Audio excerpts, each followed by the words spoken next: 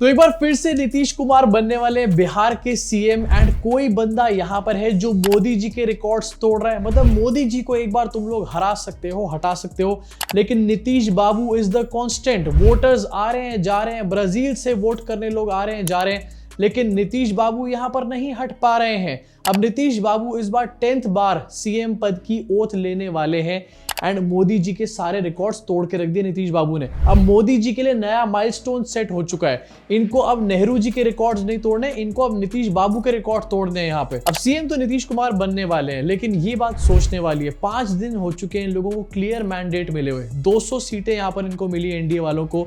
अब चाहे जौन सा भी बटन दबा करके मिली, लेकिन उसके बावजूद भी इन लोगों को 5 दिन लग गए सीएम का फेस डिसाइड करने में। एंड गोदी मीडिया ने इन 5 दिनों में एक भी बार किसी भी बीजेपी एनडीए के बंदे से सवाल पूछा नहीं पूछा।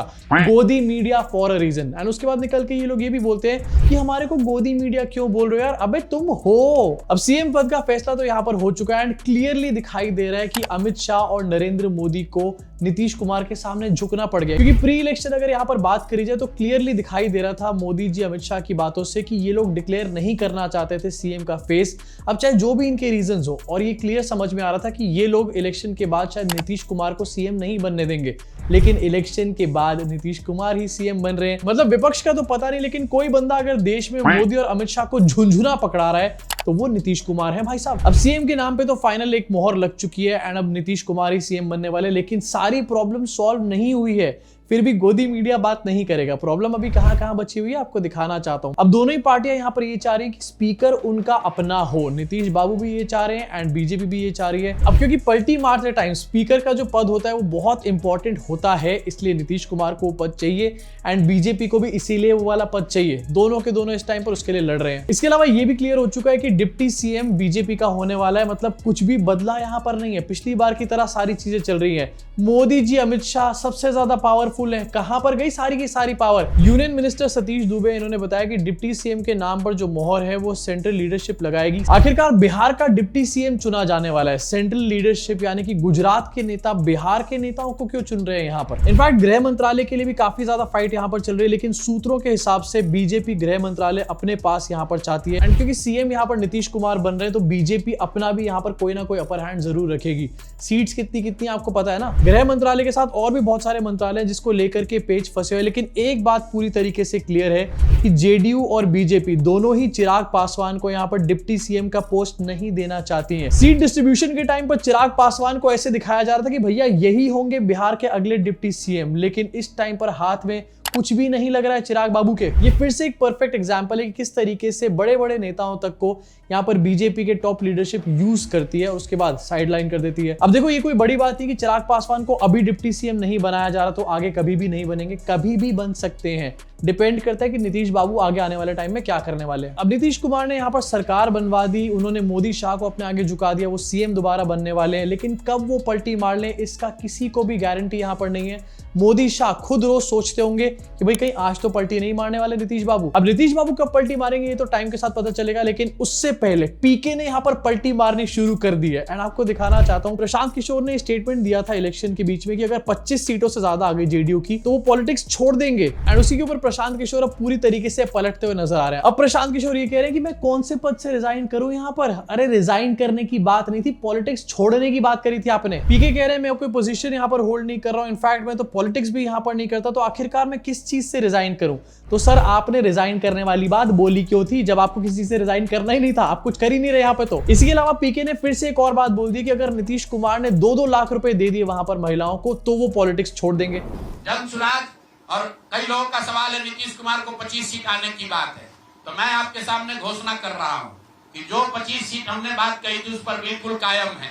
अगर नीतीश कुमार ने, उनकी सरकार ने ये वोट खरीदा नहीं है, इनको 2-2 लाख रुपए दे दे, मैं बिल्कुल राजनीति से संन्यास ले लूंगा, उसमें कहीं कोई दिक्कत नहीं है, कहीं कोई दिक्कत नहीं। पहले कह रहे थे कि 25 सीटें आएंगी तो राजनीति छोड़ दूंगा, अब कह रहे हैं 2-2 लाख रुपए दे दें तो राजनीति छोड़ दूंगा। जब आप ये कह रहे हो कि आप राजनीति नहीं कर रहे, आप ये कह रहे हो कि आपके पास कोई पोस्ट नहीं है, किससे रिजाइन कर दो, तो आखिरकार ये 2 लाख वाली बात पे आप राजनीति से रिजाइन कैसे ले लोगे? आप तो राजनीति कर ही नहीं रहे ना सर, हर चीज पे राजनीति छोड़ दूंगा, रिजाइन कर दूंगा। इलेक्शन के बीच में मुझे लग रहा था कि प्रशांत किशोर जो बातें बोल रहे हैं वो काफी पढ़ी लिखी बातें हैं, काफी समझदारी की बातें हैं। अगर इनकी सरकार बन गई या फिर किंग मेकर बन गए तो बिहार में काफी बड़े बड़े चेंजेस आ जाएंगे। लेकिन अब इनकी बातों को सुन के ऐसा लग रहा है कि इनमें और बाकियों में कोई भी फर्क यहाँ पर नहीं है, ये भी पलटू है, वो भी पलटू है। इसी के साथ प्रशांत किशोर ने भी यहाँ पर वोट चोरी के बहुत बड़े बड़े आरोप लगाए और ये कहा है कि बीजेपी और चुनाव आयोग ने मिलकर के पूरी सेटिंग यहाँ पर करी है।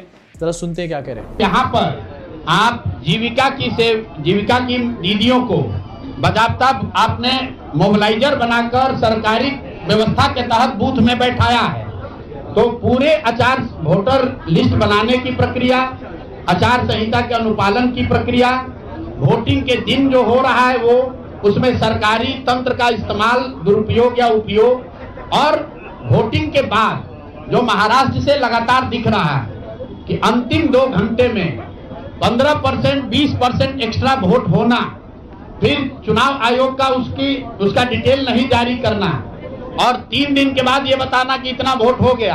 ये बड़े मुद्दे हैं। हम लोग बहुत छोटी पार्टी हैं, हम लोग को तो इतना नहीं ताकत है, लेकिन आपके माध्यम से मैं ये जरूर देश के विपक्ष को ये कहना चाहूंगा कि इस पर गंभीरता से बात करने की, और इसको जरूरत पड़े तो सुप्रीम कोर्ट में ले जाने की जरूरत है कि आज की तारीख में, आज की स्थिति में जो आचार संहिता पहले से बना हुआ है वो कितना कारगर है या नहीं कारगर है।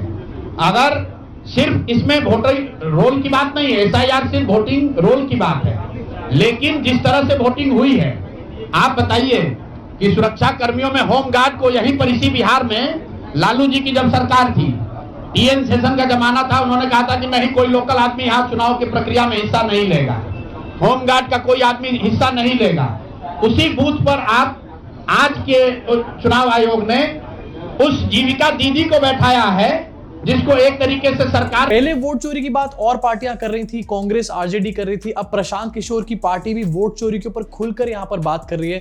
लेकिन जवाब इन सब का मिलेगा क्या? इनफैक्ट मुझे तो लगता है ये पूरी तरीके से मिस्ट्री बन के रह जाएगा कि बिहार में आखिरकार किस तरीके से वोट चोरी हुई। प्रशांत किशोर जो पॉइंट उठा रहे हैं, चाहे इनकी राजनीति जैसी भी हो या फिर चाहे जो भी कन्वर्ट होते चले जा रहे हो अपने आप राजनीति में, लेकिन इनका ये पॉइंट पूरी तरीके से वैलिड है। इसी के साथ 3 और सवाल बहुत वैलिड है जिनका कोई जवाब इस टाइम पर मिलके नहीं दे रहा। पहला सवाल कि आखिरकार चुनाव में जब वोटिंग हो रही थी उससे पहले अलग अलग राज्यों से ट्रेन भर के बिहार में लोगों को क्यों लेकर के आया गया और उन लोगों के गले में साफ साफ बीजेपी का पट्टा दिखाई दे रहा था, उसके ऊपर अभी तक कोई आंसर निकल के नहीं आया इलेक्शन कमीशन से। मॉडल कोड ऑफ कंडक्ट चुनाव आयोग का क्या बोलता है?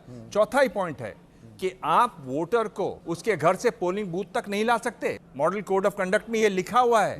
यहाँ आप दूसरे शहर से दूर से हजारों किलोमीटर दूर से उनको ला रहे हैं। कौन देखेगा इसको? चुनाव आयोग देखेगा? आपको लगता है चुनाव आयोग देखेगा? चुनाव आयोग सवाल पूछेगा? चुनाव आयोग में दम है? वो नहीं है। इसके अलावा एक और बहुत बड़ा सवाल कि आखिरकार 3 लाख वोटर्स कैसे बढ़ गए? ज्ञानेश कुमार ने कुछ नंबर यहाँ पर दिया था, लेकिन जब वोटिंग खत्म हुई तो 3 लाख वोटर्स बढ़े हुए थे। वो 3 लाख लोग आखिरकार कहां से आए थे? गुजरात से आए थे, महाराष्ट्र से आए थे?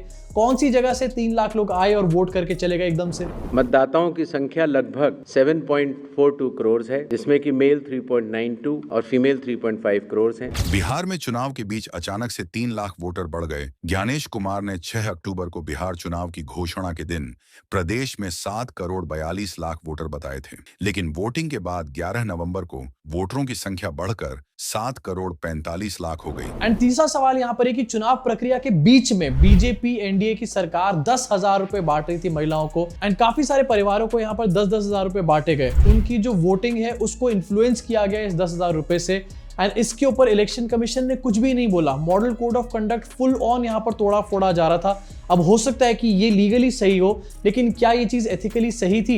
ये होनी चाहिए थी क्या? एक बार भी यहाँ पर ज्ञानेश कुमार ने सवाल नहीं करा। एंड ज्ञानेश कुमार छोड़ दो, देश की मीडिया जिसके सामने सारा खेल चल रहा था और अपने आप को ये कहते हैं सबसे तेज, सबसे आगे, देश के फ्यूचर को शेप कर रहे हैं ये लोग, इन लोगों ने भी एक बार इस चीज के ऊपर आवाज नहीं उठाई। और आज जब आवाज उठ रही है तो देश की मीडिया के लोग क्या कह रहे हैं? रूबिका लियाकत, आपको दिखाना चाहता हूँ। वोट चोरी नहीं, मती चोरी हो गई है। बिहार में ग्राउंड पर मौजूद हर व्यक्ति इस बात को समझ रहा था। सोशल मीडिया वाले कीपैड लड़ाकुओं और वोटर्स में जिसे अंतर नहीं पता, वह बस आए बाएं शाही न्याय के सिवा कुछ और नहीं कर सकता। बिहार में सब लोगों को ग्राउंड रियलिटी समझ में आ रही थी, सब लोगों को क्लियरली नजर में आ रहा था कि क्या चल रहा है, लेकिन बीजेपी को समझ में नहीं आ रहा था क्योंकि बीजेपी खुद उस टाइम पर डाउटफुल थी। 10,000 रुपए की जो फ्रीबी बांटी गई आपके मेरे पैसे से या फिर वर्ल्ड बैंक के पैसे से, इससे पहले कौन सा माहौल था आखिरकार बीजेपी के पक्ष में यहां पर? और अगर इतना ही माहौल था बीजेपी और जेडीयू का, तो नीतीश कुमार का नाम यहां पर क्यों डिक्लेयर नहीं किया जा रहा था? इसलिए डिक्लेयर नहीं किया जा रहा था क्योंकि इनको पता था कि नीतीश कुमार के साथ एंटी इनकम्बेंसी है और ये लोग खुद यहां पर श्योरिटी में नहीं जी रहे थे। एनडीए के लोगों को कुछ नहीं पता था रियलिटी क्या है, लेकिन रूबिका लियाकत को सब कुछ पता था। ग्राउंड रियलिटी सब लोग देख रहे हैं। गोदी मीडिया ने यहां पर कसम खा ली कि सच आप तक पहुंचाना ही नहीं है। जो सवाल यहां पर एंड में मोदी जी के ऊपर जाता हो या फिर अमित शाह के ऊपर जाता हो,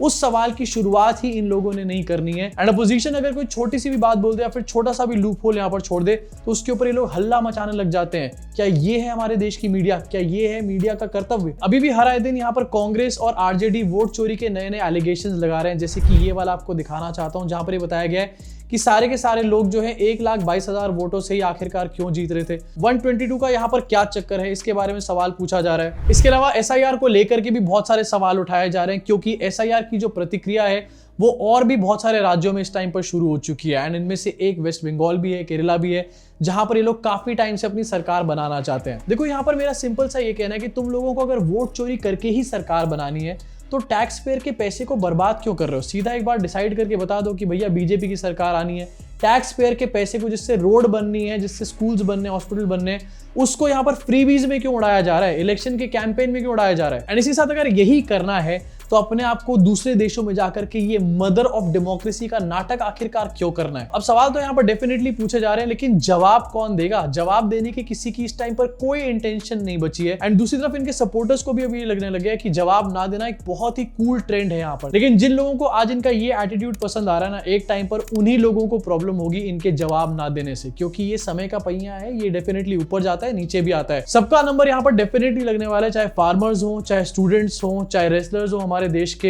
या फिर वो आम इंसान हो जो कि साफ हवा की मांग कर रहा है, या फिर तुम लोग जो कि बीजेपी को थ्रू आउट सपोर्ट करने का काम कर रहे हो। तुम्हारा भी नंबर एक ना एक दिन जरूर आएगा। अभी के लिए इस वीडियो में सिर्फ इतना ही। अब आपके हिसाब से क्या बिहार के वोट चोरी की मिस्ट्री कभी सॉल्व हो पाएगी या फिर ये एक अनसॉल्व मिस्ट्री ही बन के रह जाएगा? नीचे कमेंट सेक्शन में अपनी भड़ास को जरूर निकालना।